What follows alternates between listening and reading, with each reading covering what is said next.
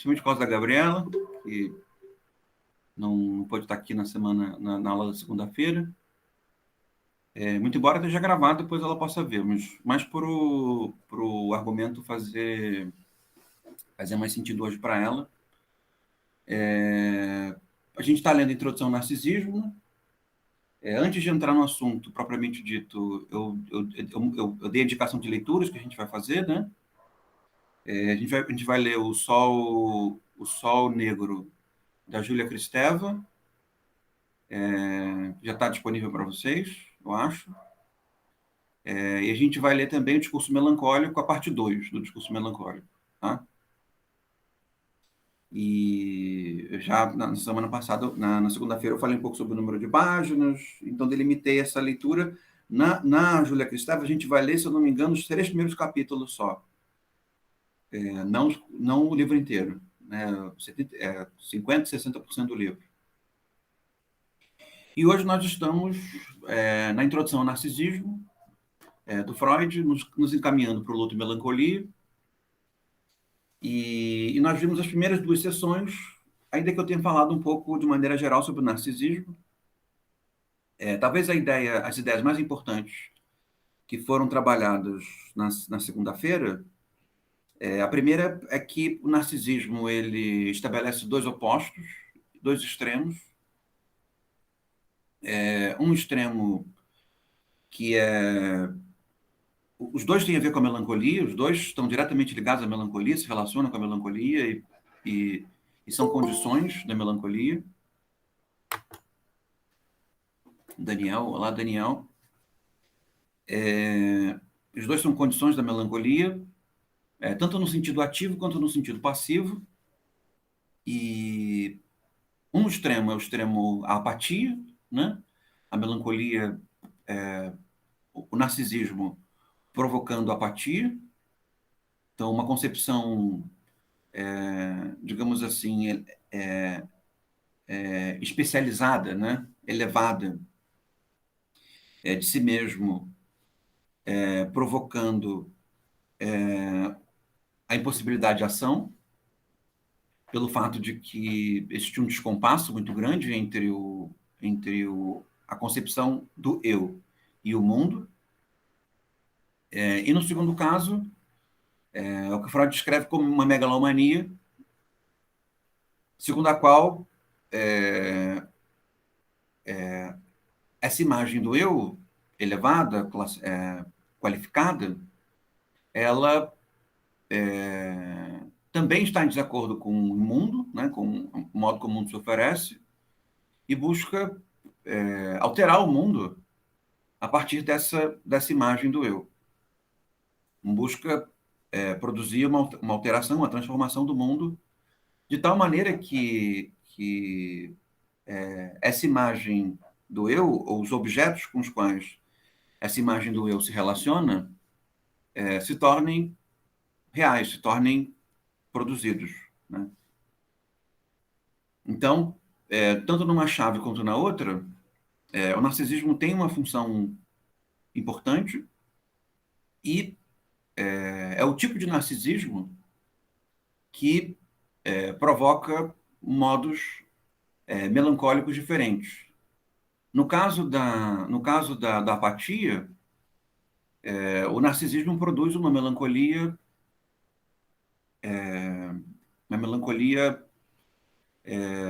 em função desse sentimento de desajuste, né, de descompasso entre o eu e o mundo, de tal maneira que o eu se sente incapaz de se direcionar ao mundo, incapaz de julgar que o mundo tem algum valor a ponto de valer o investimento de modificação. E no segundo caso, na megalomania, existe uma incapacidade de lidar com as características intrínsecas do mundo, uma incapacidade de lidar com a própria melancolia, e nesse sentido, na tentativa de afastar a própria melancolia, a produção de uma atividade descomunal, uma atividade modificadora descomunal, que, de certa maneira, interrompe a necessidade de, ou pelo menos distrai da necessidade de entrar em contato com a melancolia, com o sentimento de tristeza. O narcisismo, nós vimos também no encontro passado, ele aparece como uma estratégia protetiva do aparelho psíquico.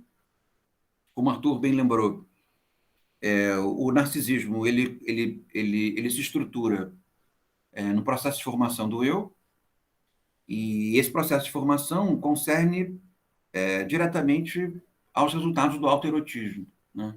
Uma vez que o mundo, que os estímulos, eles podem ser prazerosos, mas também podem ser desprazerosos, o autoerotismo se torna uma fonte, digamos assim, um pouco mais determinada de prazer, né? O autoerotismo não precisa ser apenas a masturbação, né? Podem ser ideias positivas, pode ser o contato com o próprio corpo, pode ser uma certa fantasia, né? Ou seja, não tem a ver propriamente com a genitalidade, né? Não precisa, o autoerotismo não tem que ver propriamente com a genitalidade, tem a ver com o corpo como um todo e também com a lida com as ideias, né? Ideias que se subtraem ao mundo. Então, o narcisismo ele aparece a partir do autoerotismo e, ao mesmo tempo, uma vez formado, o narcisismo permite uma proteção com relação ao mundo. Então, tanto no extremo quanto no outro, o que se vê é o narcisismo, de alguma maneira, excessivamente protegendo o eu. Existe uma espécie de superproteção do eu, uma espécie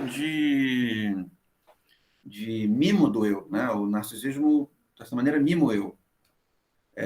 Mima o eu produzindo apatia, na ideia de que não é preciso sair da própria condição de tristeza, porque o mundo não vale a pena. Nós vamos ver depois no Luto e Melancolia que a inversão disso também concerne um tipo de narcisismo, né? A falta de narcisismo envolve também um tipo de narcisismo, como Freud vai articular no texto mais para frente, no nosso próximo texto. E no caso da megalomania, o eu também é protegido porque o eu não precisa fazer concessões, né? De certa maneira, se nós olhamos a relação das outras pessoas com o eu narcísico, o eu narcísico megalomaníaco, ele causa mais admiração, ele causa mais estupefação, e o nosso mundo é repleto dele, né? Não no sentido de que todo tipo de exibicionismo traga consigo segurança, mas toda aparência de narcisismo, né, toda aparência de narcisismo, mesmo que ela não seja originada em alguém tão seguro acerca da sua imagem do eu, causa uma espécie de admiração, porque é como se, e essa admiração também pode ser diretamente proporcional ao incômodo que isso causa, porque é como se, ao olharmos imagens muito seguras, né, muito repletas de si e expansivas com relação ao mundo, nós tivéssemos um exemplo do tipo de segurança que nós poderíamos ter, né? E em pequenos momentos nós substituímos a nossa própria imagem por aquela imagem. É o que acontece, por exemplo, nós comentamos isso largamente no encontro passado com relação à liderança política, né? A liderança política apresenta traços significativos de megalomania, ou seja, ela sempre fala, ainda que ela possa não ter certeza, ela sempre fala que ela pode modificar o mundo da imagem e semelhança dos seus próprios desejos, né? Ela tem uma concepção do próprio eu em que não há hesitação, não há dúvida, o se há é muito pequeno. E quando nós nos identificamos com uma figura de liderança como essa, é como se no momento em que nós estamos seguindo, nós não lidássemos com a nossa própria melancolia, percebe? É como se nós nos valêssemos da estratégia da liderança narcísica, da liderança megalomaníaca, para não sentir melancolia, para não sentirmos a nossa própria melancolia no momento em que nós vamos segui-lo, né? O Freud analisam isso muito bem no que diz respeito ao comportamento de grupo. O comportamento de grupo, ele, para o Freud, sempre traz essa substituição da imagem do eu pela imagem de um eu idealizado, né? Um eu outro, seguro, forte, sem dúvidas. Mas, ao mesmo tempo, nós poderíamos rapidamente transpor esse mesmo tipo de concepção para a nossa lida, como nós estávamos discutindo um pouco antes, com as redes sociais, por exemplo, né? A gente estava comentando, agora me ocorre um exemplo, né, sobre o que vocês comentaram há pouco tempo, de que a vacina só funciona depois que a gente posta no Instagram, né? É uma maneira de nós, quando a pessoa posta a imagem no Instagram, ela está saudável e segura, né? Ela está feliz que ela se vacinou e passa uma imagem de segurança de que ela tem menos medo de morrer a partir de agora que ela está imunizada, né? E não quer dizer que nós fiquemos com menos medo, que fiquemos menos inseguros quando tomamos a vacina, né? Nós só temos uma razão para ficarmos menos inseguros, mas isso não quer dizer que essa razão ela seja sentida na proporção da sua consistência. Então, quando nós vemos a imagem de alguém seguro porque se vacinou e feliz porque se vacinou, num pequeno momento nós substituímos parte do nosso eu por aquele eu que nós assistimos na aparência. Percebe? Isso nos dá prazer. Isso nos faz sentir bem. Faz com que nós afastemos, durante um pequeno momento, a nossa melancolia. Evidentemente que isso também pode ter consequências negativas, que é por uma substituição completa do eu e a necessidade do eu de não lidar com a sua própria melancolia. Então, esses dois extremos eu acho que são bastante esclarecedores, muito embora os extremos eles funcionem principalmente como idealizações ou como orientadores pedagógicos, né? Porque, no fim das contas, é difícil encontrar uma apatia completa e é difícil encontrar uma megalomania absoluta, né?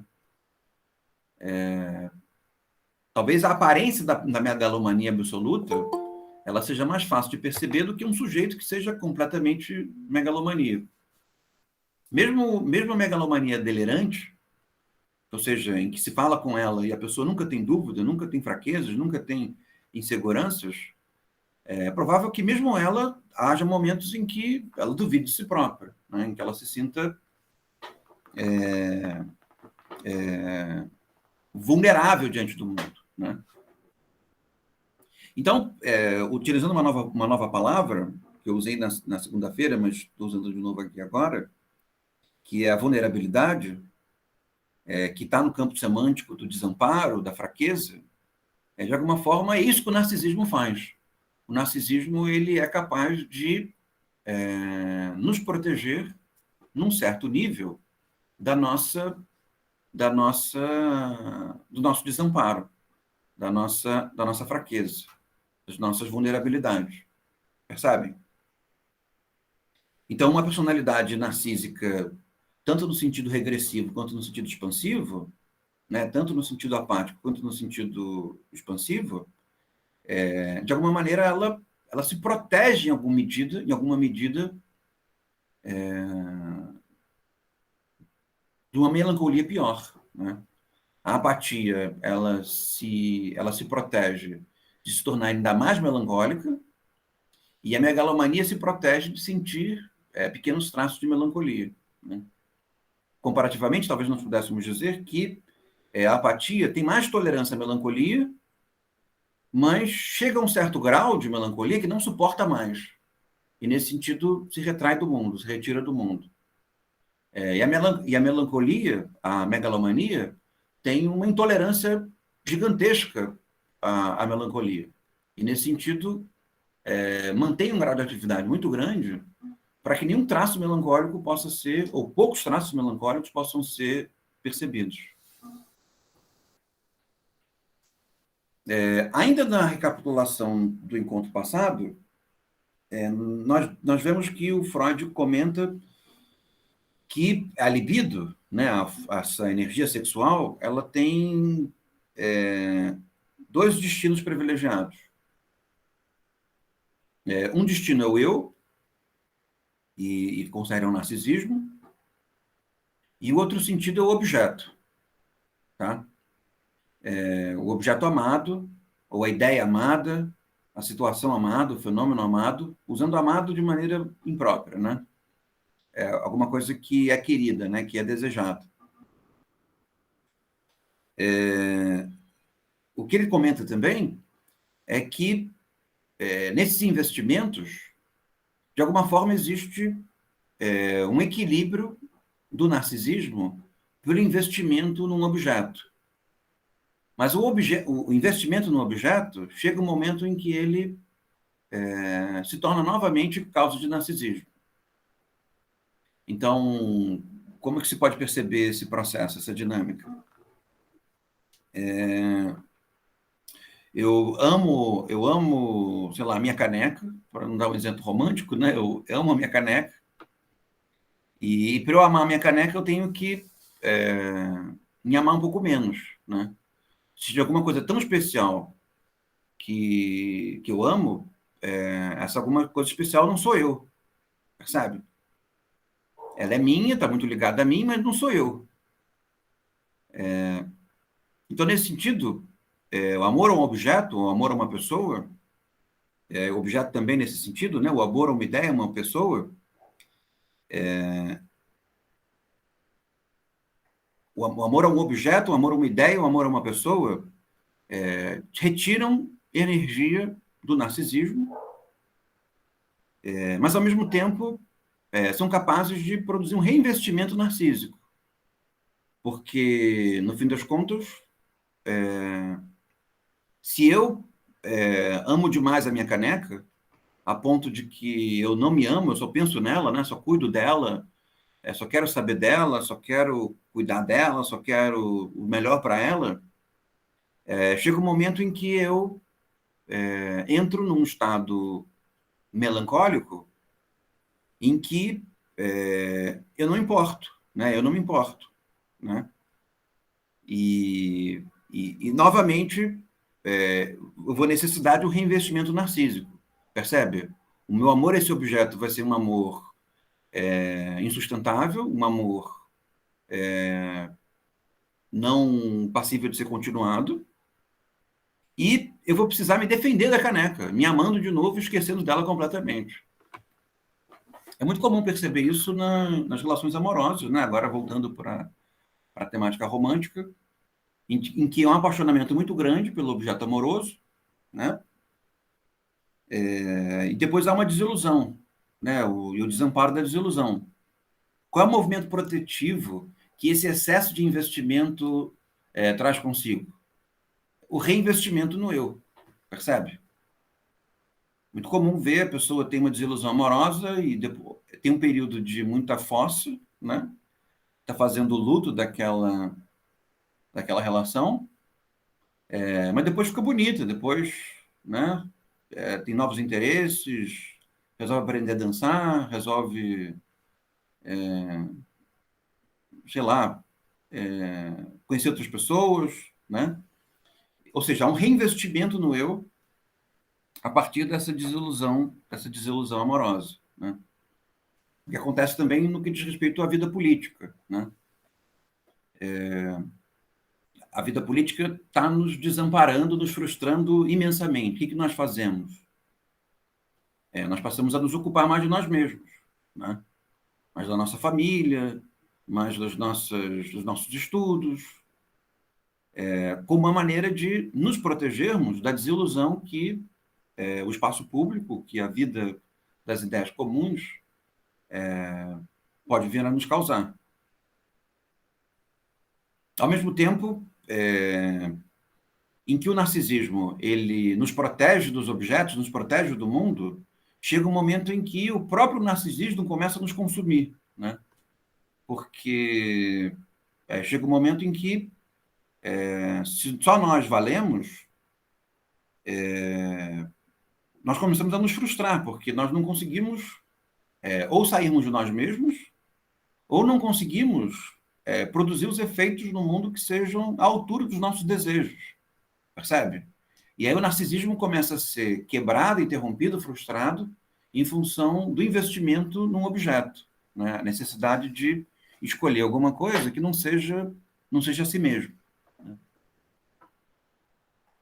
Então, há dois tipos de investimento: investimento no eu e investimento no objeto, segundo Freud. E esses dois tipos de investimento marcam uma espécie de esvaziamento ou enchimento do eu. E esse esvaziamento ou enchimento do eu concerne a variação do narcisismo, que, ao se variar, produz uma ênfase maior no objeto. Digamos, um pequeno resumo desses, espero eu que não muito confuso, dessas duas primeiras sessões. Não sei se vocês querem comentar alguma coisa. Se não, vamos então para a parte 3 da introdução ao narcisismo. Ele diz assim, no primeiro, segundo, terceiro parágrafo da parte 3. Ele diz assim: dizemos que a repressão vem do eu. Podemos precisar, vem do autorrespeito do eu. As mesmas impressões, vivências, impulsos, desejos que uma pessoa tolera ou ao menos elabora conscientemente são rejeitados por outra com indignação, ou já sufocados antes de se tornarem conscientes. Esse mecanismo da repressão a gente viu já longamente lendo os ensaios sobre histeria e o caso Dora, né? A diferença entre as duas, que contém a condição da repressão, pode ser facilmente colocada em termos que possibilitam uma explicação pela teoria da libido. Podemos dizer que uma erigiu um ideal dentro de si, pelo qual o seu eu atual, enquanto a outra falta essa formação de ideal. Para o eu, a formação do ideal seria a condição para a repressão. Percebem a relação entre o ideal e a repressão? Concernem a imagem positiva que o eu tem de si mesmo e a imagem negativa que o eu tem do mundo. Percebe? De tal maneira que determinadas ideias negativas ou determinados acontecimentos negativos que têm que ver com o mundo, quando entra em contato com o eu, fazem com que o eu reprima sua relação com eles. Percebe? Não entra em contato com a relação estabelecida. O que isso quer dizer? Isso quer dizer que, inevitavelmente, o eu produz um ideal de si mesmo, e esse ideal, ao mesmo tempo que o protege, também é capaz de, no processo de proteção, reprimir determinados conteúdos. Então, por exemplo, eu me imagino uma pessoa muito pura, muito santa, e de repente eu senti um desejo sexual que eu tenho como perverso, né? O que eu vou sentir? Uma vez que o meu ideal de mim mesmo é ser uma pessoa muito pura, muito santa, muito em que a sexualidade não tem um papel importante na minha vida. O que eu vou sentir? Eu vou me sentir culpado. Percebe? Eu vou tentar reprimir essa ideia que eu tive, porque essa ideia que vem do mundo, que vem da relação dos outros, entra em descompasso com o ideal que eu tenho de mim mesmo.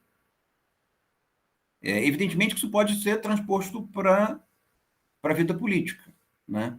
Porque o mundo que nós habitamos, ele está em relação com a imagem que nós temos de nós mesmos. Então, nós podemos nos sentir confortáveis ou desconfortáveis no mundo em que nós habitamos. E confortáveis e desconfortáveis por motivos diferentes. Se o mundo que nós habitamos passa a ter características que nós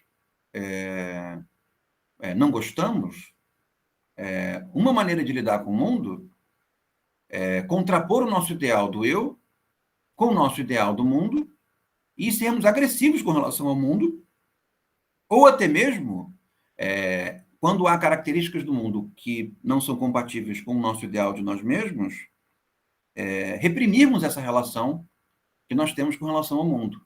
Ou seja, nos culpando no sentido piores, porque ou estamos nos sentindo à vontade no mundo que nós não deveríamos nos sentir, ou estamos sentindo, não no sentido à vontade, no mundo em que nós deveríamos nos sentir, né? Fico pensando em alguém que tem uma imagem de si bastante crítica e esclarecida, ou seja, compreende o mundo criticamente, levando em consideração conceitos importantes como classe social, como divisão de renda, mas na verdade só se sente bem em espaços que tem uma clivagem de classe completa, né? Ou seja, não se sente bem em espaços onde há pobreza, onde há diversidade, onde há variabilidade.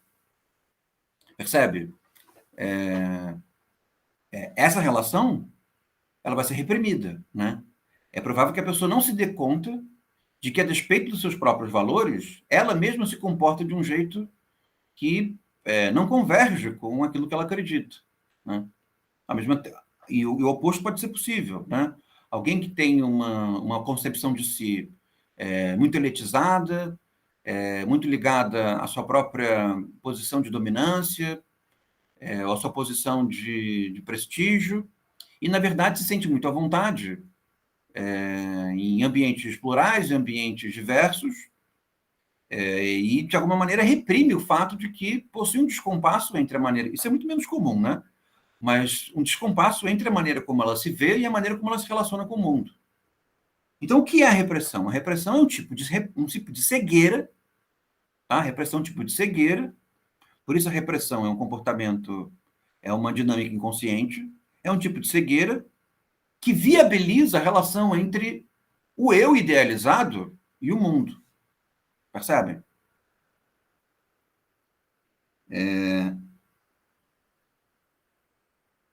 E nós conseguimos perceber, dentro da nossa cena política contemporânea, como que essa dinâmica estabelece uma série de tensões interessantes. Porque as pessoas dialogam um pouco sem perceberem o tipo de idealidade que faz com que elas não vejam a própria posição num conflito, numa relação entre temas que são ruidosos, né? É muito comum também entre nós, né, que estudamos ciências sociais, nós percebemos pessoas que vêm de classes populares e que têm uma concepção de mundo que é muito antagônica com a sua própria condição de classe popular, né? Ou seja, ela privilegia uma certa brutalidade policial, ela se identifica com a posição de defesa dos interesses das classes mais ricas, dos patrões, ela sente admiração por coisas que não são do seu próprio mundo, né? E não percebe essa relação de descompasso entre aquilo que ela admira e, e o mundo que ela habita, né? E por que ela não percebe isso? Porque existe um ideal que ela faz dela mesma, com o qual ela não se percebe como parecida com as pessoas que estão perto dela, mas ela se sente parecida com pessoas que estão distantes dela, né? E é comum que isso aconteça, porque é um mecanismo protetivo do próprio narcisismo. Mas isso não quer dizer que isso não tenha consequências negativas. Pode ter consequências positivas para o sujeito, num certo sentido, mas tem muitas consequências negativas para o mundo, né?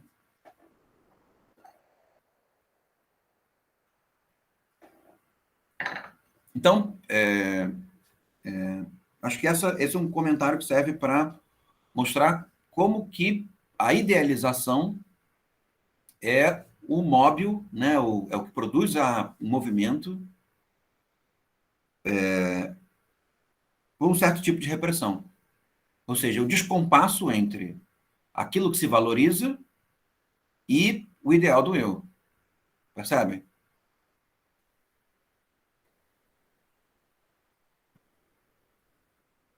continuando na narrativa, ele diz assim: a esse ideal do eu dirige-se então o amor a si mesmo, que o eu real desfrutou na infância. Ele está dizendo que a origem do. Primeiro, a origem do eu, ou uma parte da origem do eu, não o eu como um todo, mas uma parte do que forma o eu, tem origem no autoerotismo. E esse autoerotismo, ele produz uma, digamos, uma fonte de amor próprio substancial, que conforme nós vamos amadurecendo, vai se tornando menos onipotente, né? Nós permanecemos tendo autoerotismo quando amadurecemos, mas digamos que os poderes do autoerotismo diminuem, né? Ou seja, as fantasias funcionam menos, a satisfação masturbatória funciona menos, o prazer nas próprias ideias funciona menos, né? A possibilidade de se autoiludir, em tese, começa a ser menor, né? Uma menina pode pensar que é uma princesa, viver como uma princesa. Um rapaz pode viver achar que é um príncipe, viver como um príncipe, ainda que ele esteja num lugar muito ruim, né? Muito precário. Mas chega um momento em que isso vai desaparecendo. E se permanece essa capacidade narcísica da infância na idade adulta, com o mesmo potencial, começa a se dizer que é uma pessoa delirante, né? Então, se passa um mendigo na minha rua dizendo que é um aristocrata, como diz aquela bela música do Chico Buarque, né? O malandro é um barão, o malandro passando como um barão, eu vou dizer que ele causa uma admiração, até, que eu percebo que ele não está sofrendo, como eu estou sofrendo da minha própria condição. O Don Quixote, né? O belo exemplo, o Rafael acaba de lembrar. Mas, ao mesmo tempo, eu percebo, ali há um homem delirante. Ele está de tal maneira num ciclo narcísico que ele não percebe que existe um descompasso significativo entre o ideal que ele tem dele mesmo o mundo que ele e o mundo que ele vive, a maneira como o mundo vê, né? E como o Freud explica isso?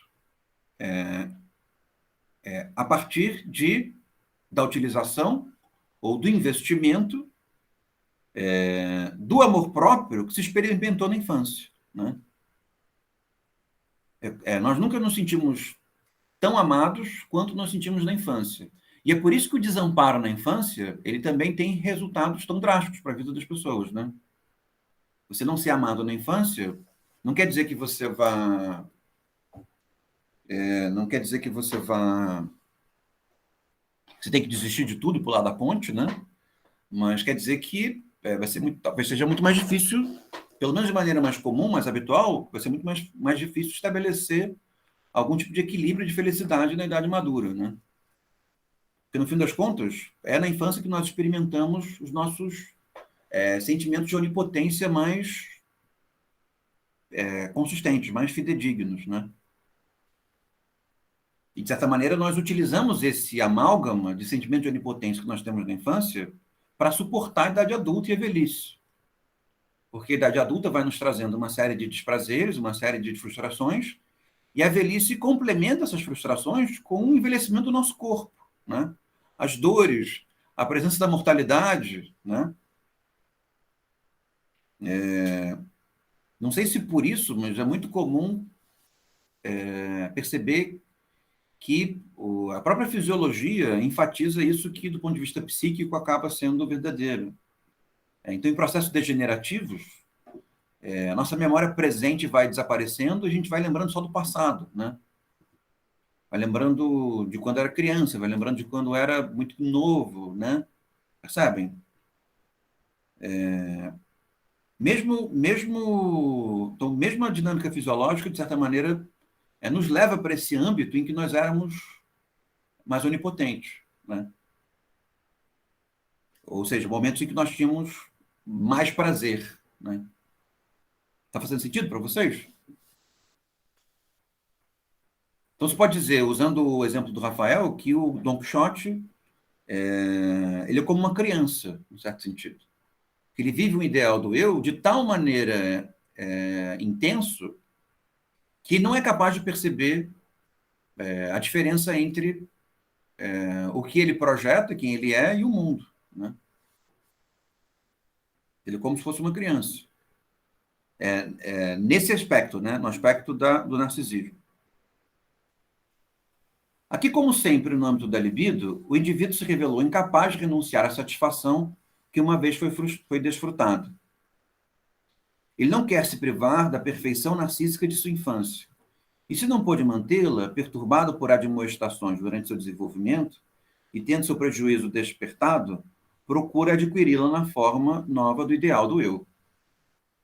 O Freud está dizendo que o ideal do eu serve como uma espécie de compensação, mesmo quando o ideal no eu não é inflado, não é megalomaníaco, não é delirante.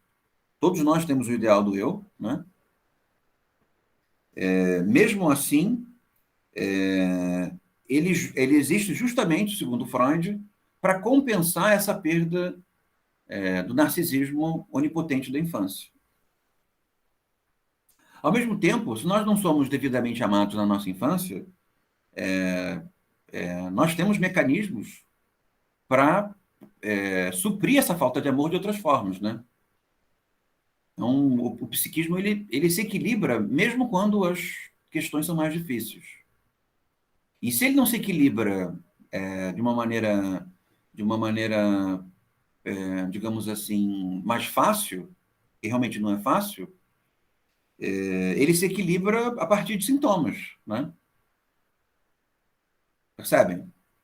A sintomatologia, né? As angústias, os, os, as compulsões, servem.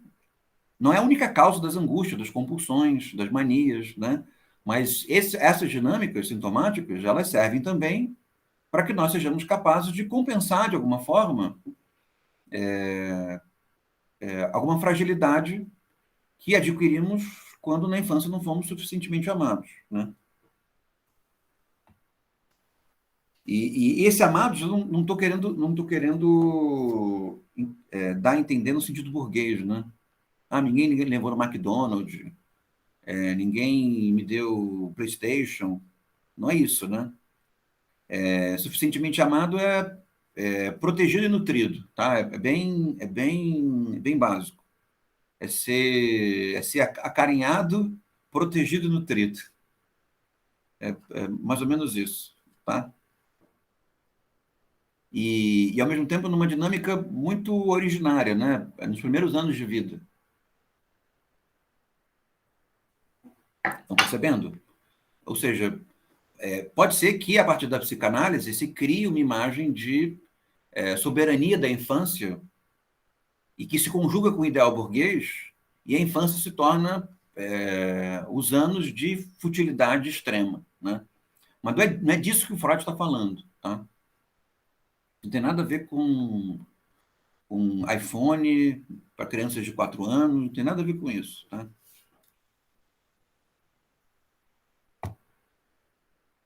Muito embora, no processo de amadurecimento sexual,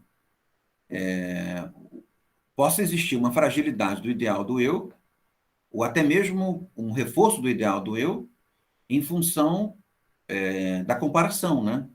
Acontece muito isso e alguma coisa que se tematiza no Brasil nos últimos 10 anos, ou 15 anos, que a observação de pessoas que consomem, e porque consomem são amadas, e pessoas que não se consomem porque não consomem e não se sentem amados. Percebem? Mas é fácil de ver que existe uma deturpação no conceito de amor, né? Na ideia de ser amado, de ser valorizado a partir do consumo, né? Então, o que ele diz? O que ele projeta diante de si como seu ideal é o substituto para o narcisismo perdido da infância, no qual ele era o seu próprio ideal. Não seria difícil dizer que um político megalomaníaco ele é, é, ele é imaturo, né? Emocionalmente, digamos assim, porque ele lida muito pouco, ele lida ele lida muito mal com as próprias frustrações, ele admite muito pouco as frustrações, e por isso ele investe tanto contra a possibilidade de se frustrar, né? Ele está constantemente num projeto de reinvenção do mundo, de recolocação do mundo, de refazimento do mundo, né? Existe uma fragilidade forte de admitir a possibilidade de interrupção da onipotência do ideal do eu. Ao mesmo tempo em que isso, quando nós assistimos essas figuras, nós nos protegemos das nossas próprias fragilidades, né? Então, as duas imagens do Brasil contemporâneo, né, que são as duas imagens, provavelmente, da eleição plebiscitária que nós vamos ter daqui a pouco, né, Lula e Bolsonaro, né? O Lula tem uma onipotência infantil, ligada ao fato de que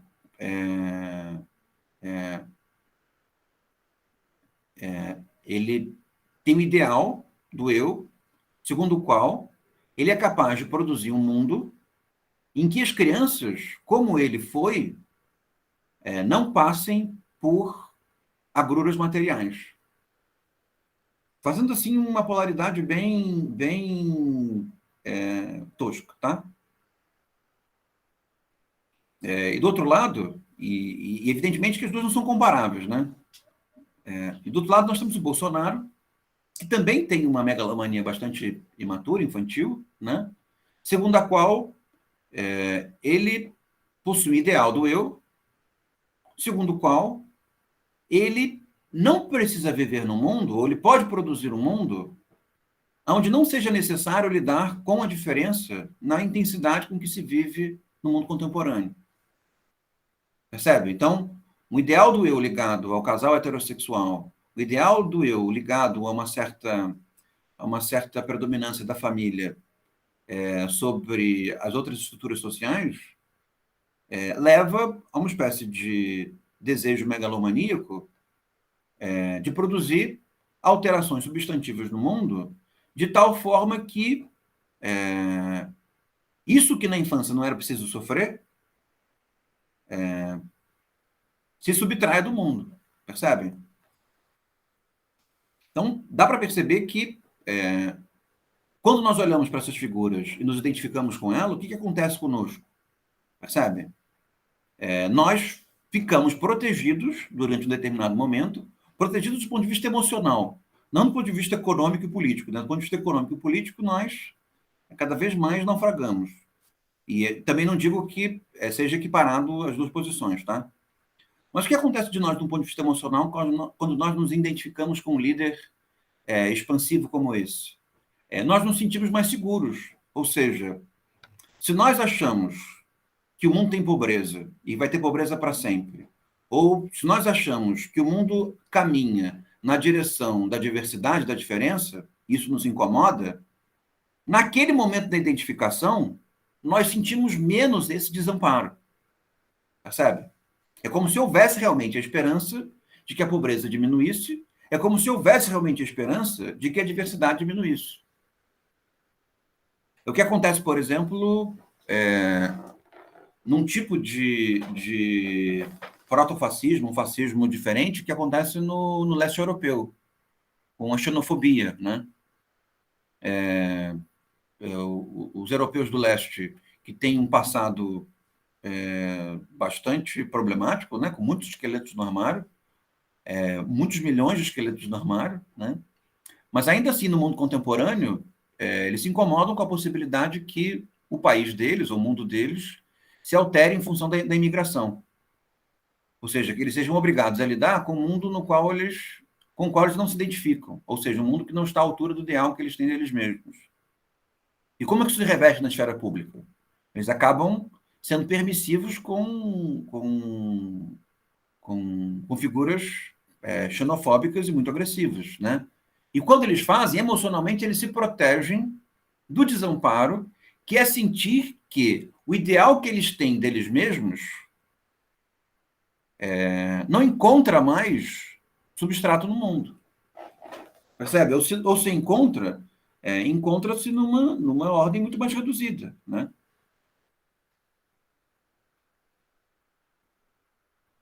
Faz sentido para vocês? É um pouco uma maneira de explicar por que que a Áustria ainda vota em políticos de extrema-direita, depois de tudo que aconteceu, por que que a Hungria tem votado em políticos de extrema-direita, né? Com isso, eu não estou querendo justificar, né? Eu só estou explicando. Né? Estou explicando o mecanismo, mas não estou justificando o mecanismo, porque é claro que eles têm todas as condições para entrar em contato com essa fragilidade e alterar suas opiniões e suas opções sem ter necessidade infantil, né, imatura, de protegerem seu próprio ideal de si, se identificando com figuras megalomaníacas e autoritárias. Né?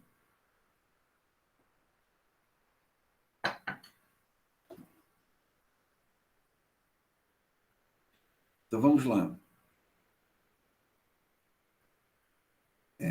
Continuando, né, no parágrafo seguinte, ele vai trazer um conceito novo que a gente não abordou tanto, que é o conceito de sublimação. Vou falar um pouco sobre ele. A sublimação é um processo atinente à libido objetal e consiste em que o instinto se lança a outra meta, distante da satisfação sexual. A ênfase recai no afastamento ante o que é sexual. Como nós vimos,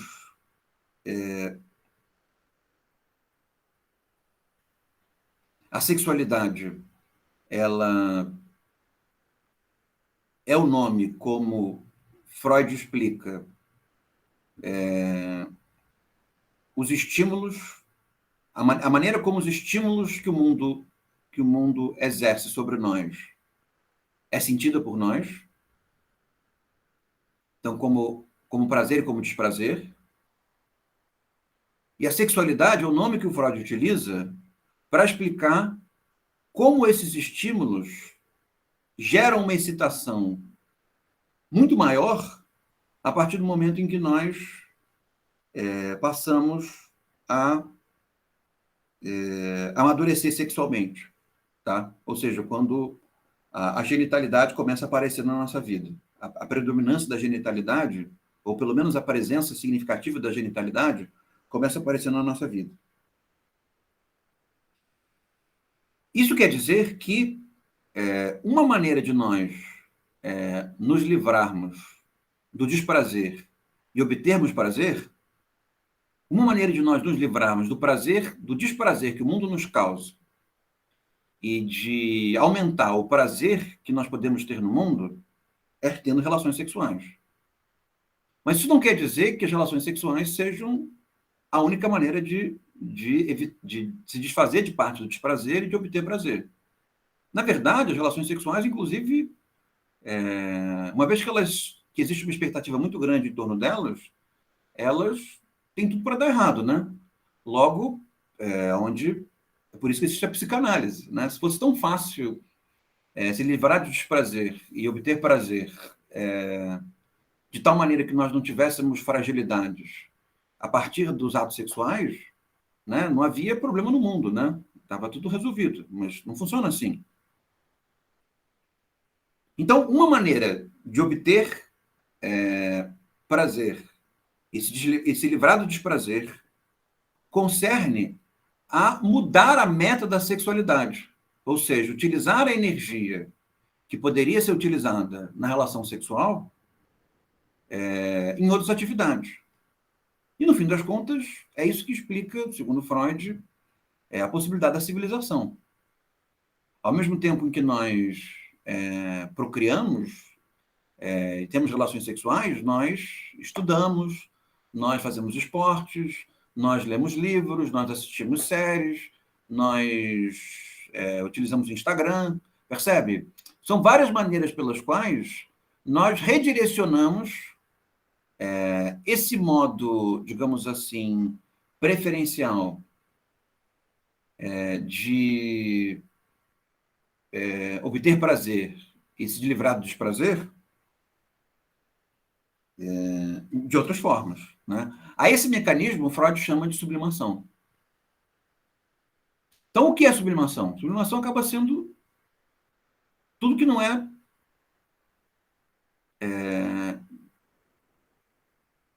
tudo que não é sexual no sentido genital e tudo que não é sexual no sentido perverso, né? Porque, de certa maneira, nós conseguimos perceber que os prazeres que nós obtemos com a sublimação, eles são, digamos assim, mais elaborados do que, e nesse sentido, com um certo grau de dificuldade, eles demandam um certo grau de elaboração,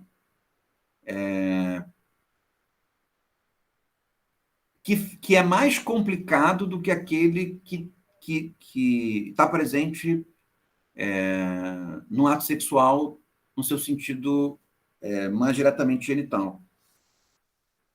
E mesmo no ato sexual, ele vai assumindo área de sublimação, porque chega um momento em que, para que o ato sexual possa ser prazeroso, nós precisamos revesti-lo, né, de elementos culturais, de fantasias, de jogos, de dinâmicas,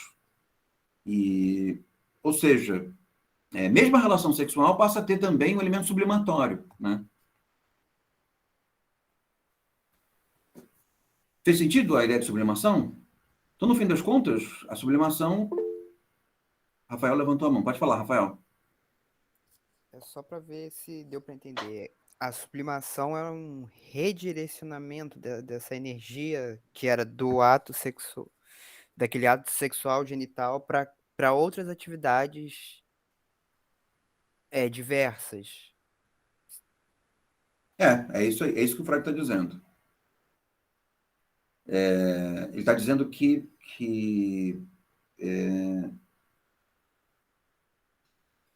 existe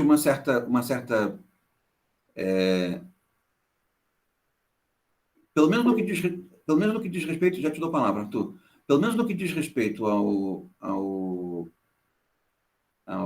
aparecimento, que existe um destino mais fácil e mais imediato de se livrar do prazer, do desprazer e obter prazer pelo ato sexual. E o fato de que nós podemos nos livrar do desprazer e obter prazer de outras formas, que não o ato sexual, tanto no genital quanto no sentido perverso, pode ser chamado de uma sublimação. Percebe? Aí sublimar concerne justamente a isso. É uma palavra que pode causar algum, algum mal entendido, né? Mas é como se nós utilizássemos uma energia que seria perdida para algo que teria, digamos assim, uma função duradoura, né? Um pouco, acho que pode ser também nessa direção. Então tem esse desvio de destino, digamos assim.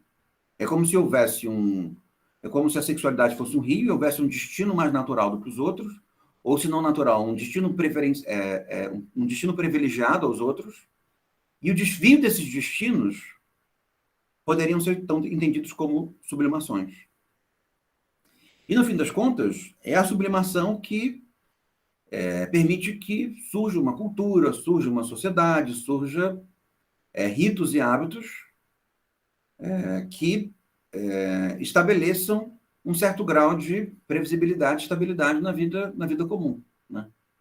Porque se nós vivêssemos tão somente para a procriação, a nossa vida ela seria, digamos assim, numa região, num limite mais restrito, né? Tão imprevisível quanto a vida animal, digamos assim. Então, a sublimação é uma coisa que nós fazemos, nos distingue dos animais, num certo sentido. Ou pelo menos a intensidade da sublimação nos distingue dos outros animais. Nós somos capazes, digamos assim, de estabelecer uma previsibilidade complementar na nossa vida para a obtenção de prazer e para nos livrarmos de desprazer. Pode falar, Arthur.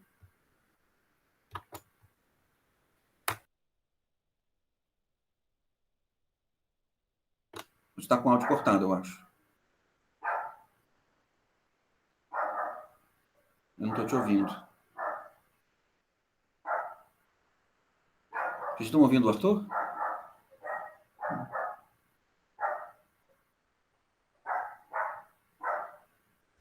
Travou na hora que eu estava querendo falar. Pronto, agora foi. Foi, é que tinha travado na hora que eu estava falando. Sabe quando você termina um relacionamento, você fala, vou ficar no trabalho? Esse vou ficar no trabalho é sublimação. Você tá, aquela energia que você estava usando para aquela relação, não existe mais aquele destino, você vai ter que botar em outro lugar. Né? Você pode dizer que sim, que é um regime sublimatório. E, ao mesmo tempo, se pode dizer que esse regime sublimatório ele tem uma certa dinâmica relativa, porque sempre algo pode ser mais sublimatório do que outro, né? Porque se fosse falar em termos, como fora está se expressando aqui, o próprio relacionamento já é uma sublimação, percebe? Porque, no fim das contas, nós não precisaríamos nos relacionar para termos, como o Tinder mostra muito bem, nós não precisamos nos relacionar para relações sexuais com as pessoas, né? Nós podemos simplesmente ter relações sexuais. O fato de nós escolhermos ter uma relação sexual já significa que nós vamos utilizar a energia sexual para estabelecer um relacionamento. E o Arthur caiu, espero que ele não tenha corrido para terminar com a namorada. Mas vocês entenderam o que eu quis dizer? Então, comparativamente à relação sexual, o próprio... voltou, Arthur. Comparativamente ao ato sexual, o próprio relacionamento, né, você produzir uma relação com alguém a partir de um afeto continuado, já é em si uma sublimação. Percebem?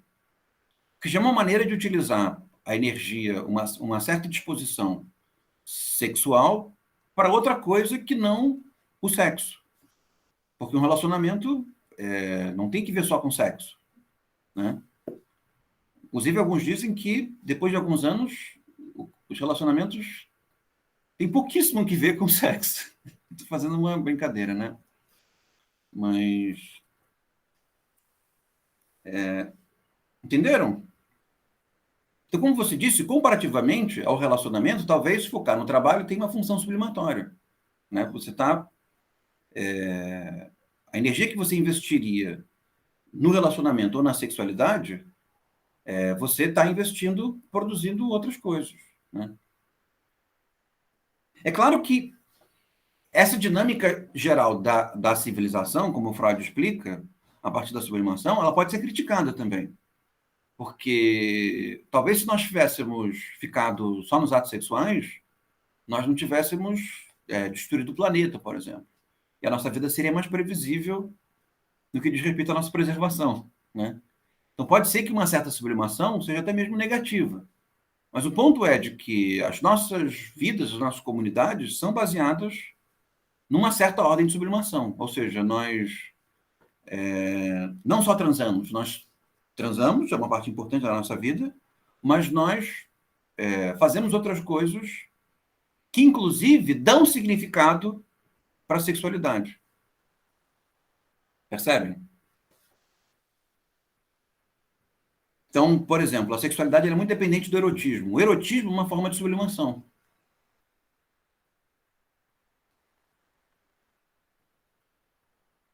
Então, voltando aqui ao texto. A idealização é um processo envolvendo o objeto, mediante o qual este é aumentado e psiquicamente elevado sem que haja transformação de sua natureza. O Freud descreve um processo parecido, né? Não sei se vocês lembram. O fetichismo, ou a reificação, é isso, né? Por que existe a mais-valia? Lembram do velho Marx? Por que existe a mais-valia? Existe a mais-valia porque o objeto passa a ser idealizado. Por que se explora o trabalho da pessoa que trabalha fazendo iPhones, né? O iPhone custa, sei lá, $5 para ser feito e é vendido por sei lá, $1.000. E a pessoa que faz o iPhone só recebe $1 por cada iPhone que ela faz, que custa 5 para ser feito, e que é vendido por 1.000. Por que isso é possível? Né? Porque se idealizam objetos. Né?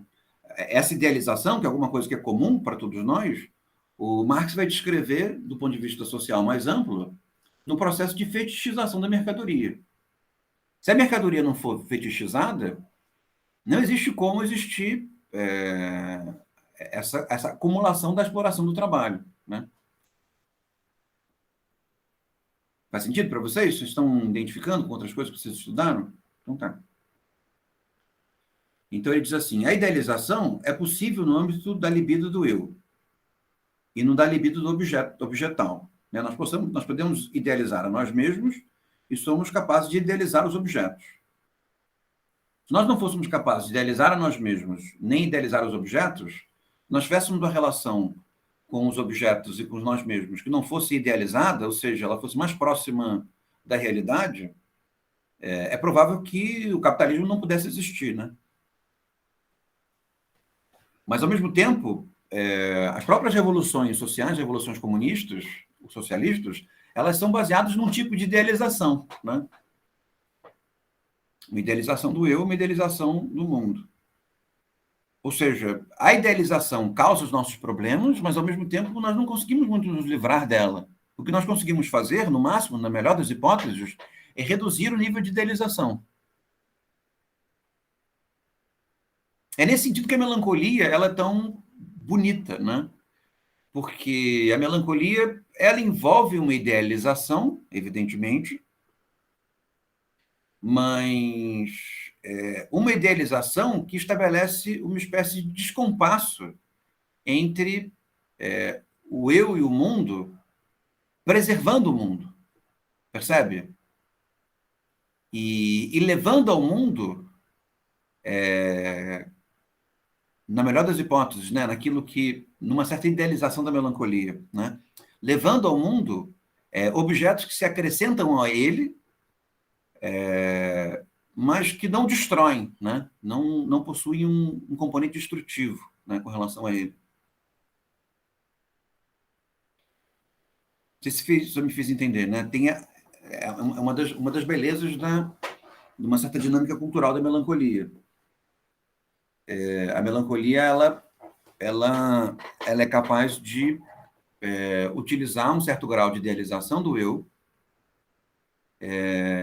para produzir autoconhecimento numa certa dinâmica e para permitir que o mundo aconteça, digamos assim, sem uma grande interferência, né? Uma interferência menor. Né? Ele diz aqui no final do parágrafo. Na medida, portanto, em que a sublimação descreve algo que sucede ao instinto e à idealização, algo diz respeito ao objeto. Devemos separá-las conceitualmente. Então, ele está dizendo, a sublimação concerne a esse investimento de energia e a idealização concerne a valorização, a idealização do eu e do objeto, ou essa valorização, nessa deturpação da imagem, por assim dizer, do eu ou do objeto. Então, a sublimação é um investimento, enquanto que a idealização é um retesamento, né? Acho que poderia ser a palavra.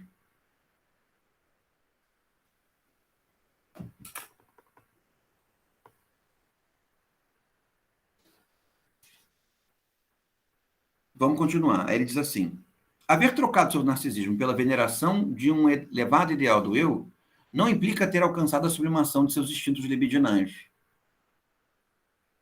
É certo que o ideal do eu requer tal sublimação, mas não pode forçá-la. A sublimação continua sendo um processo particular, cuja iniciação pode ser instigada pelo ideal, mas cuja execução permanece independente da instigação.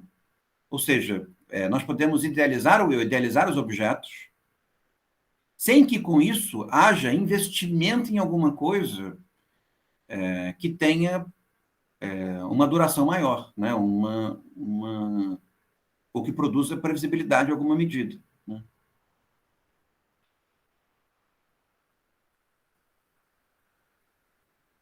Percebe? Eu posso ter uma concepção muito grande de mim e essa concepção não derivar num trabalho, né? Numa atividade, numa música, num relacionamento.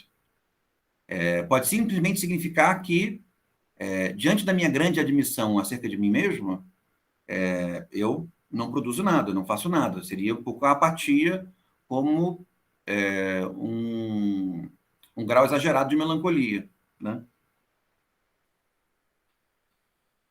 A mesma coisa, a valorização de um objeto pode se dar pura e simplesmente pela observação e adoração desse objeto, sem que com isso haja um investimento para a preservação desse objeto. Percebe?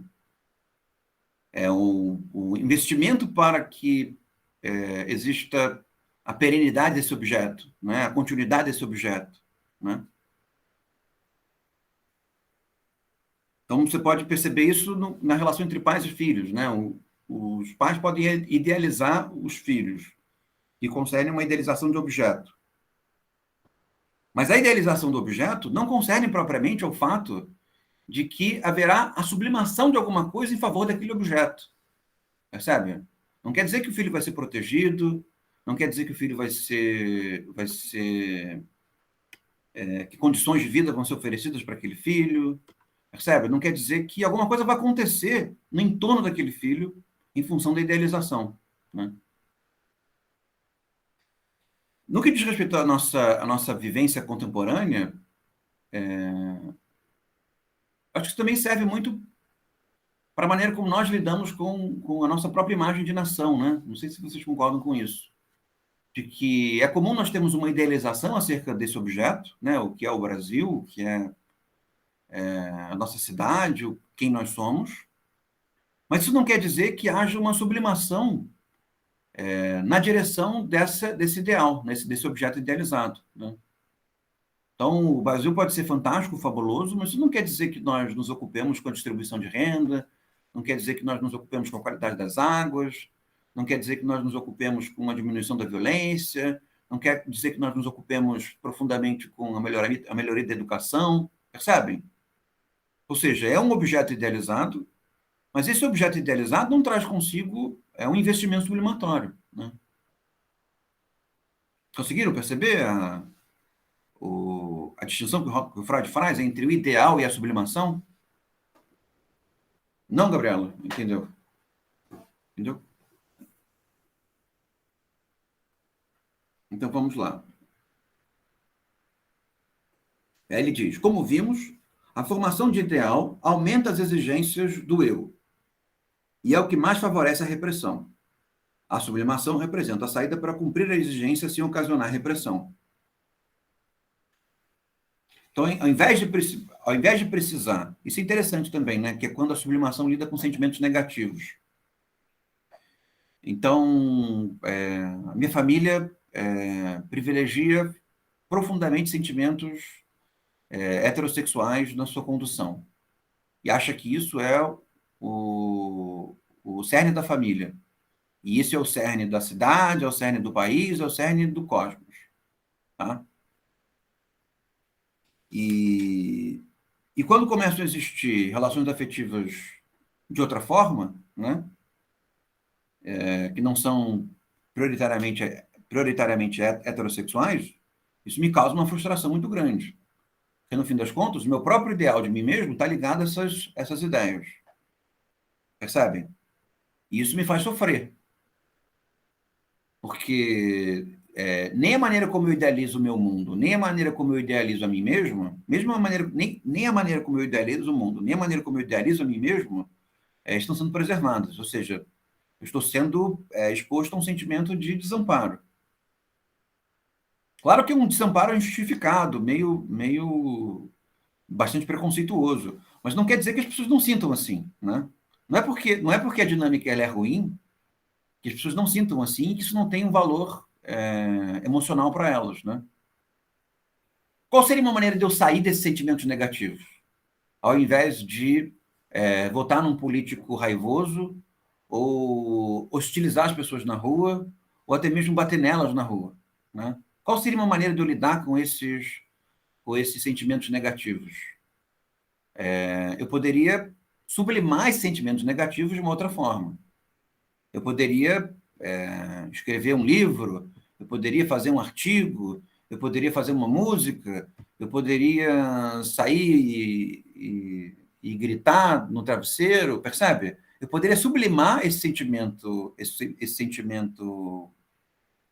de frustração em alguma coisa que tivesse algum tipo de contribuição para a vida comum, algum tipo de contribuição para a civilização, ou seja, que produziria um certo nível de estabilidade na vida comum. Poderia escrever um romance, poderia organizar um grupo de autoajuda com relação àqueles que são frustrados pelo aparecimento de famílias que não sejam heterossexuais, e aí nós nos falamos e nós sofremos juntos. Percebem? Existem N formas de sublimação que poderiam lidar com essa repressão. A repressão seria uma das maneiras, mas a maneira menos efetiva, porque na repressão eu simplesmente não vejo que estou frustrado e não vejo que a minha raiva decorre de uma frustração. Eu simplesmente sinto o sentimento negativo e julgo que o sentimento negativo é intrínseco à relação de coisas. Ou seja, não há uma outra maneira de lidar com a realidade que não sofrendo a sua alteração.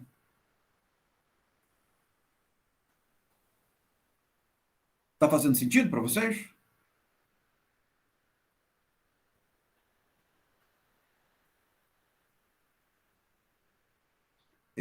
Vamos lá. Continuando, na página 43 da minha edição, ele diz assim: a instituição da consciência moral foi, no fundo, uma corporificação inicialmente da crítica dos pais, depois da crítica da sociedade, processo que é repetido quando nasce uma tendência à repressão a partir de uma proibição ou um obstáculo primeiramente externos. Isso teria alguma coisa a ver com o impulso à construção... isso é outra coisa. Essa frase, essa sentença, é o Freud explicando a relação entre a vivência emocional e a moralidade, né? A vida comum, os valores comuns. E os valores comuns, por mais que eles possam ser idealizados, eles surgem para restringir, num certo sentido, o nosso narcisismo. Evidentemente que isso não se dá de maneira homogênea ou transversal na sociedade. Porque, por exemplo, se é uma sociedade em que há muita dominação, há uma dominação significativa étnica, né, de pessoas brancas para pessoas não brancas, e a moral dominante é uma moral que trata de maneira pejorativa pessoas que não são brancas, o que vai acontecer é que o ideal do eu vai ser mais confrontado, o narcisismo vai ser mais confrontado do que pessoas que estão numa posição de dominância. É o que faz com que, num certo sentido, haja uma cegueira muito natural quando se está numa posição de dominância. Porque a posição de dominância faz com que a moral do mundo, a moral vigente, a moral predominante, de certa maneira, festeje o ideal do eu. O que acontece, por exemplo, quando uma moça loura branca de olhos azuis vê na televisão heroínas loiras brancas de olhos azuis e bonecas loiras brancas de olhos azuis. Percebe? Ela tem o ideal do eu e o mundo reforça esse ideal. De tal maneira que o mundo diz para ela, de alguma forma, que se ela se sente melhor do que os outros porque ela é branca, loira de olhos azuis, ela tem razão para isso. Porque, percebe? A moralidade está dizendo isso para ela. Entenderam a dinâmica? Mas a moralidade, mesmo para as pessoas que estão numa posição de dominância e de uma espécie de cegueira social muito forte, ela existe para restringir. Porque, mesmo para ela, vai ser dito: olha, você pode ser branca e loira de olhos azuis, mas você deve se comportar de tal maneira. Você não pode ser promíscua. Você não pode ostentar riqueza. Ou se ostentar riqueza, você tem que ostentar riqueza em certos contextos. Percebe? Vão aparecer restrições para que esse ideal do eu não se torne tão danoso quanto ele poderia ser. Então, o ideal do eu serve para preservá-la, ao mesmo tempo em que a moralidade, como alguma coisa que pressiona o ideal do eu, serve para restringir os efeitos danosos disso que é importante para que o eu se preserve. Né? Está fazendo sentido para vocês? Então tá. Então, o fato do mecanismo psíquico ser o mesmo não faz com que na vida social todos sintam os impactos da mesma maneira, porque esses impactos dependem do modo pelo qual a sociabilidade se organiza. Né? E parte do que concerne a luta pela igualdade social concerne um pouco também a luta por uma espécie de transversalidade do ideal do eu, né? De que o ideal seja igualmente fácil e igualmente difícil para as pessoas de maneira geral. É o que se faz, por exemplo, no que diz respeito à imagem corporal. Né? O mundo, a moralidade, de certa maneira, idealiza a imagem corporal. Isso faz com que as pessoas que têm uma imagem corporal mais próxima da imagem corporal valorizada pela moralidade tenham mais facilidade de lidar com isso de maneira habitual. Isso não quer dizer que isso não possa sofrer desvios, né? E aí existe uma luta social para que nós modifiquemos a moralidade de tal maneira que as pessoas que têm imagens corporais diferentes daquelas que são privilegiadas, de certa maneira desejadas, não sofram tanto em função de alguma coisa que, no fim das contas, é frívolo, né? Não é necessário. Não tem razão de ser dessa forma.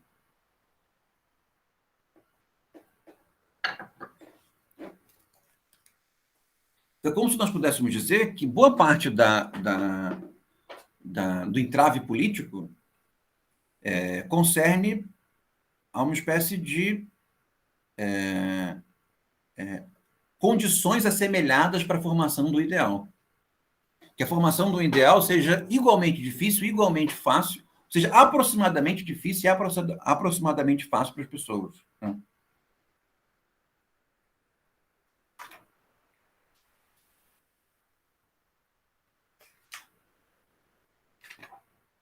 O que não quer dizer, por exemplo, que alguém que tenha todos os predicados, né, para ser valorizado e tenha o seu ideal do eu reforçado, não possa ter exigências ainda maiores acerca do seu ideal, a ponto de se tornar melancólico da relação com o mundo. Percebe? Ou de tal maneira reforçado nos seus ideais, no seu narcisismo, que passa a estabelecer uma relação megalomaníaca com o mundo, né? Transformar o mundo à sua imagem e semelhança. Talvez a figura contemporânea mais emblemática disso seja o Trump nos Estados Unidos, né? Porque ele é uma espécie de ícone, né? Do norte-americano, branco, louro, rico, e que passou a estabelecer com o mundo uma relação de reprodução da sua própria imagem, né? Não sei se vocês concordam comigo, mas fazendo com que o seu próprio ideal do eu o autorizasse a modificar o mundo de alguma maneira que o mundo reforçasse ainda mais as expectativas dele com relação ao mundo. Né? E isso teve consequências desastrosas. Né? Não para ele, mas teve consequências desastrosas para o mundo, né? O mundo ele já parece uma pessoa tão poderosa, tão forte, que o mundo não tem muitas condições de cercear o ideal que ele tem dele mesmo, né? O único jeito que o mundo tem de cercear o ideal que ele tem dele mesmo é fazê-lo perder nas eleições, né? Mas isso não quer dizer que ele não viva numa bolha em que todos os elementos do mundo dele reafirmam o ideal que ele tem dele mesmo. Então, a esposa deve dizer que ele é lindo, deve dizer que ele é ótimo amante, os filhos devem dizer que ele é inteligente, ele paga as pessoas dizem que ele é brilhante, ele olha a conta bancária, ele é milionário, aí os milionários dizem, você é o milionário mais milionário de todos os milionários, e ele foi presidente da República, percebe? Isso não quer dizer que ele não se cerque, o que faz com que ele provavelmente seja monstruoso e danoso para um número imenso de pessoas, mesmo que ele não seja presidente da República, né? Mas, ao mesmo tempo, uma parcela significativa do mundo obtém uma espécie de ganho secundário na existência de uma personalidade desse tipo. Porque se nós nos sentimos frágeis no nosso ideal de nós mesmos, nós olhamos para ele e, em pequenos momentos, né, quando nós temos o Twitter dele, as pessoas que fazem isso, nos sentimos onipotentes como ele se sente. Percebe? É uma espécie de ganho secundário que emocionalmente as pessoas recebem quando uma pessoa onipotente dessa maneira passa a existir, né? E vocês viram os comentários sobre ganhos secundários, né? Ganhos secundários não são coisas boas, são coisas boas no ruim, né? É aquela coisa de que o passarinho estava voando e acabou na minha cabeça. Aí você fica assim, que bom que não era um bicho maior, né? Recebe-se um ganho secundário. Você fica feliz porque não era um urubu, não era um albatroz, não era uma coisa que cagaria muito mais na sua cabeça, né? Percebe? Desculpa o termo, mas eu acho que serve como alegoria disso, do que é um ganho secundário.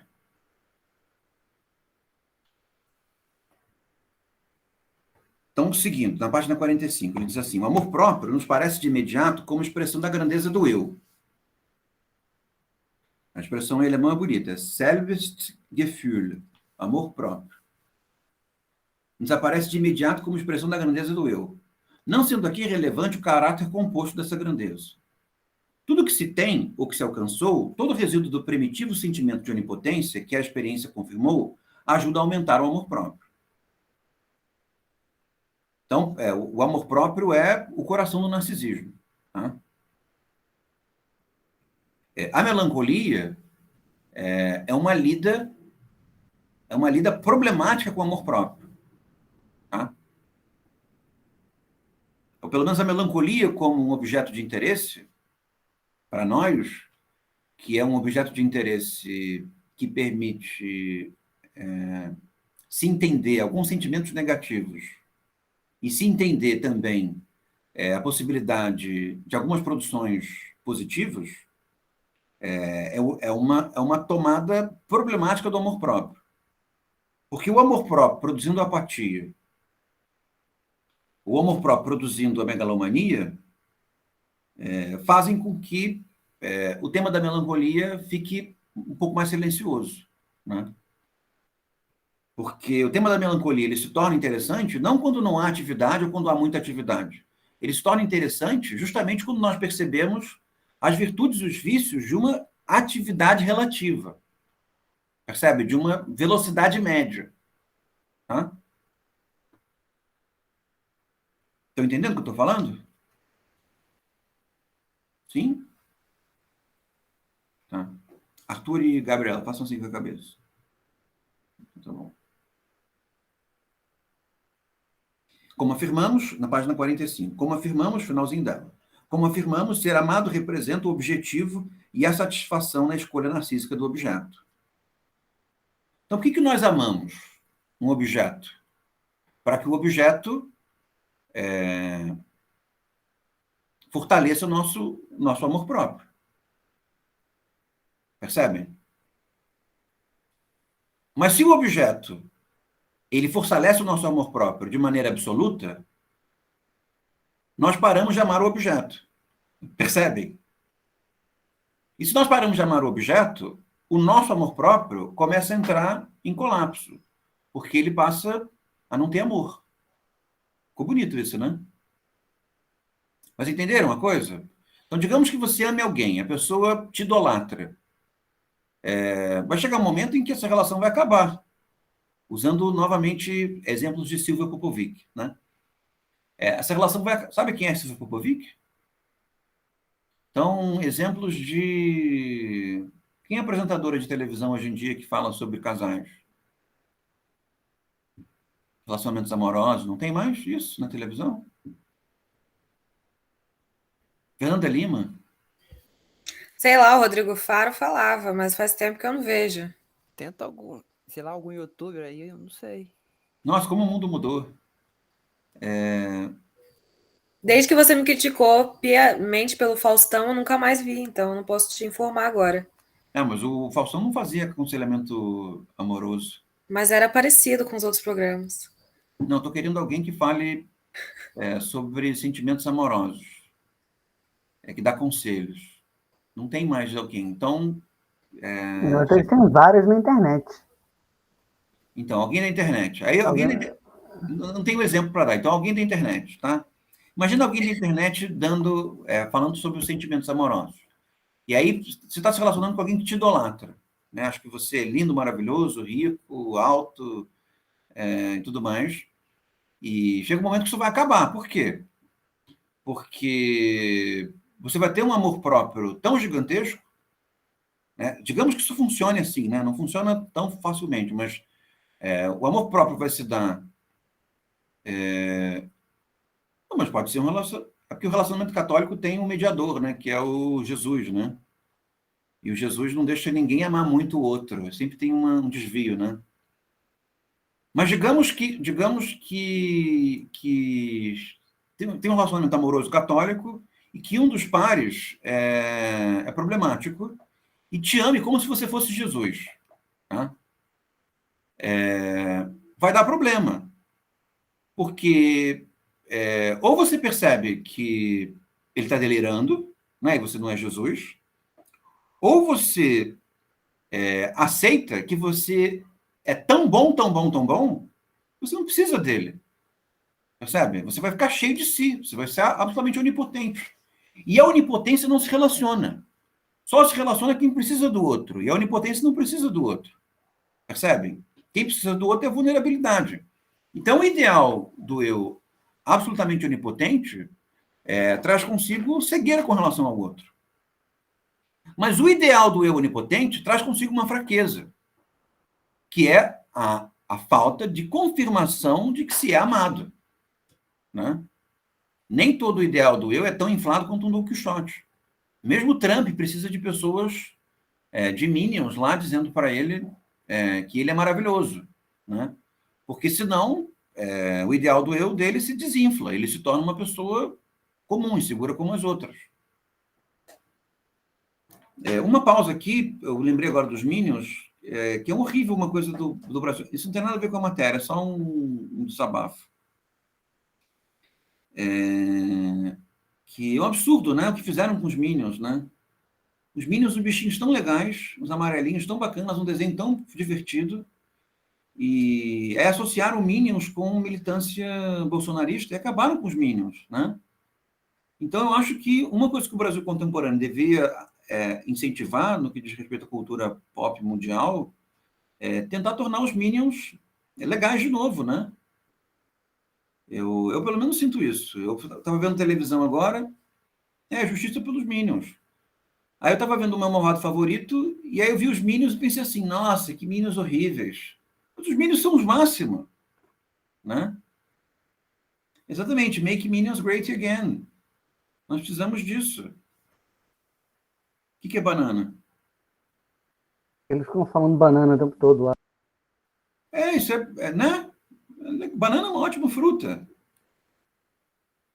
Eu acho que foi um absurdo que se fez no Brasil contemporâneo de colocar os Minions como bichinhos sem graça. Eles são muito legais. Eu defendo que a gente desvincule as pessoas vestidas de verde e amarelo dos Minions. Os Minions não têm culpa da nossa desgraça. Brincadeira, gente, só para descontrair um pouco. Vamos voltar aqui para o nosso 46. Aí ele diz assim: é fácil observar, além disso, que o investimento libidinal dos objetos não aumenta o amor próprio. A dependência do objeto amado tem efeito rebaixador. O apaixonado é humilde. Alguém que ama perdeu, por assim dizer, uma parte de seu narcisismo. Para você ser capaz de amar, você não pode ser onipotente, você tem que se manter num certo grau de, como ele diz aqui, de humildade, né? Porque quem ama precisa do outro, né? Alguém que ama perdeu, por assim dizer, uma parte de seu narcisismo. E apenas sendo amado pode reavê-la. Em todos esses vínculos, o amor próprio parece guardar relação com o elemento narcísico da vida amorosa. A percepção da impotência, da própria incapacidade para amar, devido a distúrbios psíquicos ou físicos, tem efeito altamente rebaixador no amor próprio. Então, não ser passível de ser escolhido como um objeto de amor é muito frustrante, né? Então, nesse sentido, essa é a relação que o Freud está descrevendo aqui, de que o ideal do eu narcísico onipotente, ele é incapaz de amar. Porque para ser capaz de amar, é preciso que o ideal do eu seja relativizado. Ou seja, que se precise do outro, né?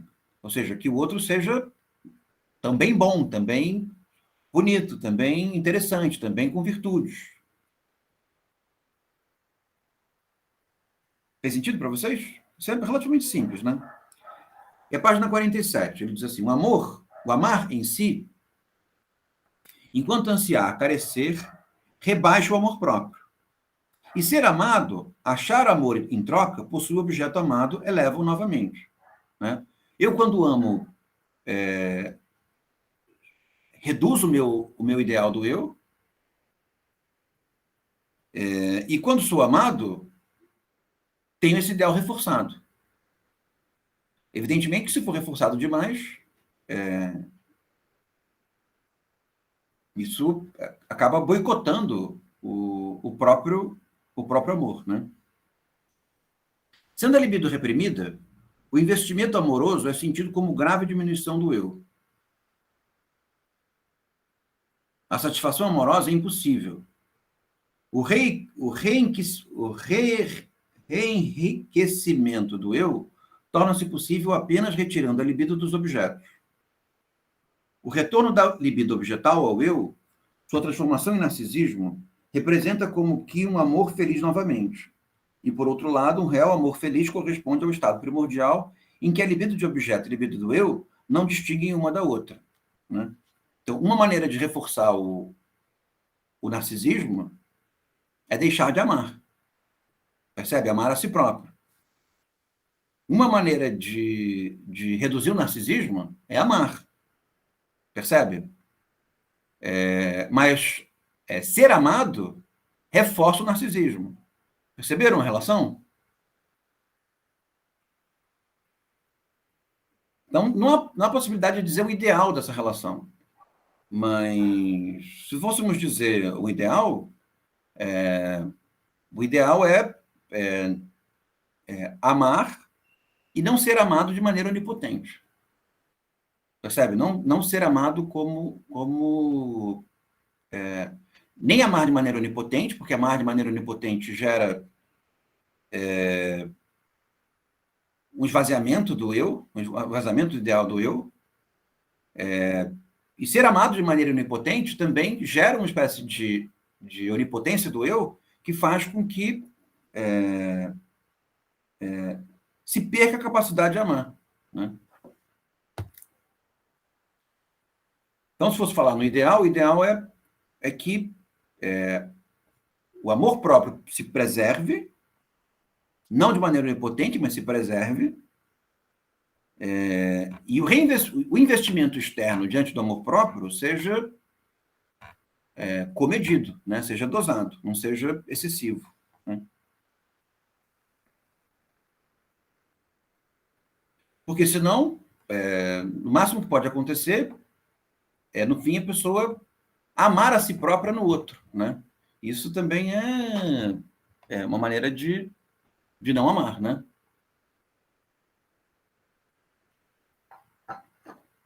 Isso tira todos os componentes bonitos e importantes melancólicos do amor. Porque, num certo movimento, o amor tem uma melancolia interessante justamente por isso, porque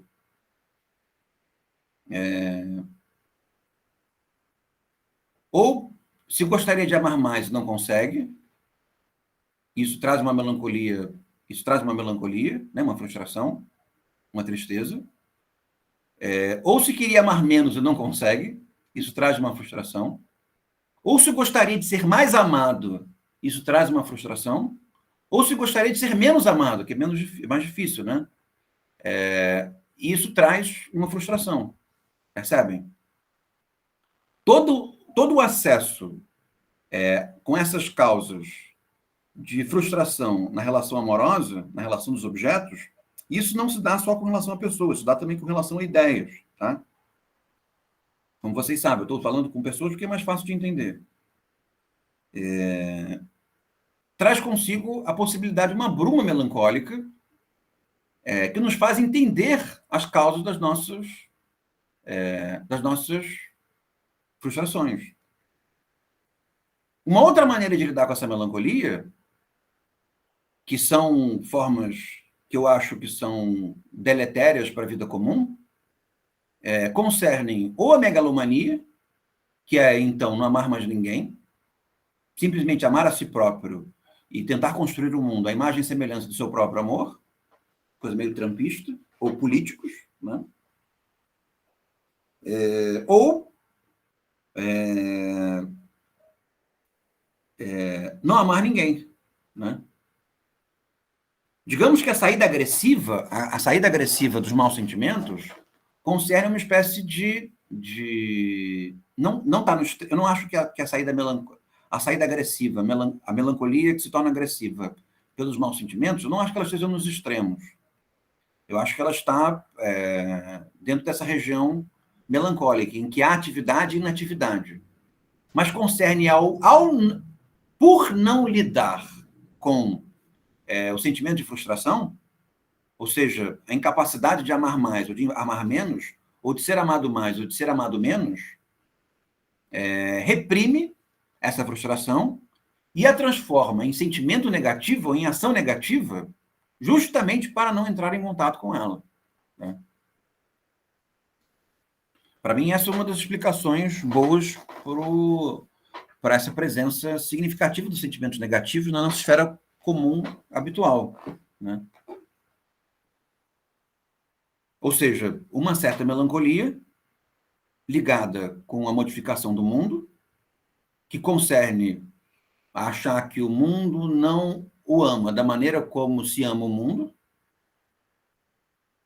Isso dá muito nessa relação da extrema-direita brasileira, de ter uma imagem do Brasil, de amar tanto o Brasil, e não sentir que o Brasil que ama é o Brasil que tem, né?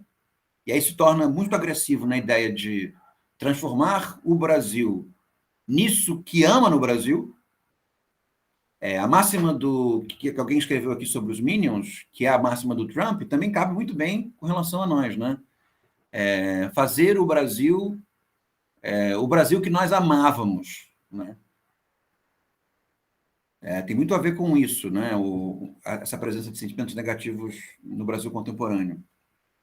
E nessa medida, isso parece estar muito ligado a uma frustração cuja causa melancólica não é elaborada, não é conhecida, não é... Ou seja, é uma melancolia que não se vale dos elementos positivos da melancolia.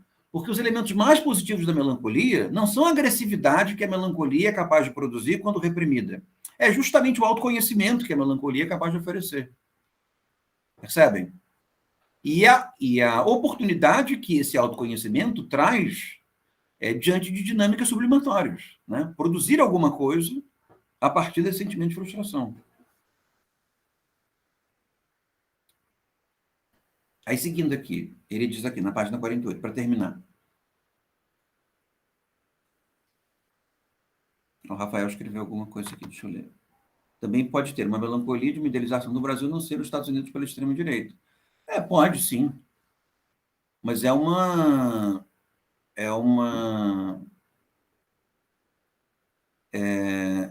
permitir a formação de elementos, de sentimentos negativos ou de agressividade em função disso, parece ser uma estupidez, né? Porque, primeiro, é evidente que o Brasil não é os Estados Unidos, nunca foi, né? E é evidente que nós não vamos nos tornar os Estados Unidos, porque os Estados Unidos e o Brasil são diferentes, né? Então, a ideia de frustração de que se ama um Brasil, que na verdade é os Estados Unidos, percebe? É um tipo de idealização cuja repressão é bastante injustificada. Isso não quer dizer que essa repressão não tenha um valor importante para a vivência emocional das pessoas que a desenvolvem. Mas é uma repressão que precisa ser removida. Percebem? Inclusive, no interesse das pessoas que a têm. Porque é evidente que a realidade não pode ser transformada na proporção da idealidade. Nenhuma. Ainda mais uma idealidade absurda. Percebe? Seria como eu sofrer porque eu não sou um príncipe. Faz sentido? Faz sentido. Eu posso sofrer porque eu não sou um príncipe. E eu reprimo esse sofrimento. E transformo em agressividade esse sofrimento. Eu brigo com todo mundo que acha que eu não sou um príncipe.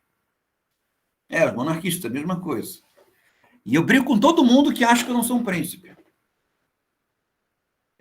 Percebe? Ao mesmo tempo que essa repressão me preserva, essa repressão me expõe. Porque está claro, por todas as perspectivas, que eu serei frustrado de uma maneira diretamente proporcional à minha repressão. E se eu não for frustrado, é porque eu produzi uma destruição tão grande que eu desviei os interesses das relações sociais da minha repressão. Ou seja, as consequências são ainda piores, né? É o que nós estamos vivendo na pandemia, num certo sentido, né? Existe uma frustração tão grande que se transformou em dinâmica destrutiva a partir de maus sentimentos, e a destruição é tão grande que nós nem sequer mais lidamos com a repressão, nós temos que lidar com a destruição, né? Nós estamos agora colhendo os cacos de uma economia destruída, de famílias destruídas, né? Numa proporção que poderia ter sido administrado de maneira muito mais eficiente. Se nós lidássemos com a nossa melancolia de uma forma mais ligada ao autoconhecimento, né?